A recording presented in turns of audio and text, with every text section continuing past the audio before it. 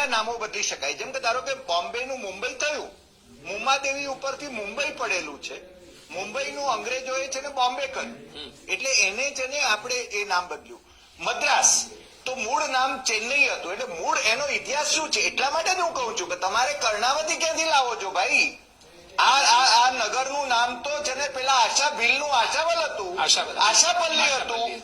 અને એ છે ને મારી પાસે ગુજરાત ગવર્મેન્ટનું ગેઝેટિયર છે, અને ગેઝેટિયરની અંદર બહુ સ્પષ્ટ લખેલું છે, કર્ણદેવ ફર્સ્ટ ઇન્વેડેડ આશાપલ્લી. આક્રાંતા હતો તો કર્ણદેવ પહેલો હતો, એને આશાભીલ ઉપર હુમલો કર્યો, એને ઇન્વેડેડ, અને એને સાબરમતીને કાંઠે ભીલ ચીપ આનું જે ટાઉન હતું એ આશાવલ, એના ઉપર હુમલો કરીને પછી છે ને એને કર્ણાવતી આવ્યું. એટલે તમે છે ને આદિવાસી રાજાને સ્વીકારતા નથી કે આદિવાસીઓની સંસ્કૃતિને સ્વીકારતા નથી કે સુપ્રીમ કોર્ટના 2 જજીસ કાટજુ અને મેડમ મિશ્રા એમણે જજમેન્ટ આપ્યું છે કે આ દેશના સાચા માલિકો જો કોઈ હોય તો એ 8% આદિવાસીઓ છે, બાકીના બધા તમે હું આપણે બધા છે ને આપણે બહારથી આવેલા છીએ.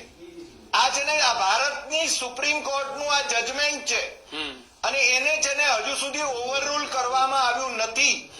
બીજું, માર્ગદર્શિકા મુજબ તમે જાઓ છો કે મેં કહ્યું એમ કે ગુજરાત હાઈકોર્ટમાં 2 આની પિટિશન થઈ હતી, ત્યારે જોર્જ ફર્નાન્ડીઝે મધ્યસ્થી કરીને જયારે વાજપેયી સરકાર કેન્દ્રમાં હતી ત્યારે છે ને કેમ એમાં છે ને એ પિટિશન પાછી ખેંચાય એના માટે પ્રયત્ન કરવા પડેલા એ વખતે છે ને. એટલે ટૂંકમાં તમે છે ને કર્ણાવતી કરો તો એને છે ને એની જસ્ટિફિકેશન આપો ને.